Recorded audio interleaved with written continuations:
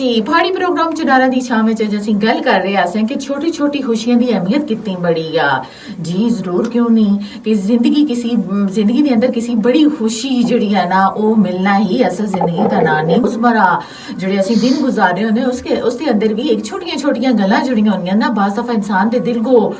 बड़ा भा के दिंदियां और दिल ता लग जुलदियां क्योंकि अगर गल करां अज दे मौसम दी बड़ा खूबसूरत मौसम आ बूंदाबांदी हो रही है और अचानक जिस टाइम बंदा सुबह उठा तो सब तो पहले तो मैं खुद खुश हुई हाँ कि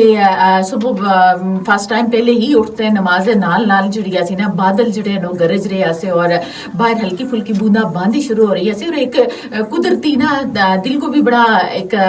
इत्मीनान महसूस होया ज़हनी तौर पर भी बड़ा एक इत्मीनान महसूस होया कि अज जिहड़ा ना गर्मी जिहड़ी है वो कम हो सी और बूंदाबांदी शुरू है और यानी छोटी जी एक बारिश लगी दी सी और मैं एक बहुत बड़ी खुशी जिहड़ी है महसूस की है और इसी तरह का अगर तुसां दा मूड होवा कि ठंडा मौसम होएदा और कोई चाय दा कप अगर तुसां को पकड़ा छोड़ा तो उस विच भी बड़ी खुशी है अचानक तो फिर इस दे नाल नाल दोस्तां नाल तुसां दे खुशगवार लम्हे जिहड़े तुसीं गुजारदे उस विच भी बहुत बड़ी खुशी है सानू नजर आती है लेकिन इंसान फितरतन आखते होंदे ना बड़ा उदास रहंदा उसको जरूरत होती है कि मोह भार जितनी खुशियां मिलसन तो हाँ जी बहुत बड़ी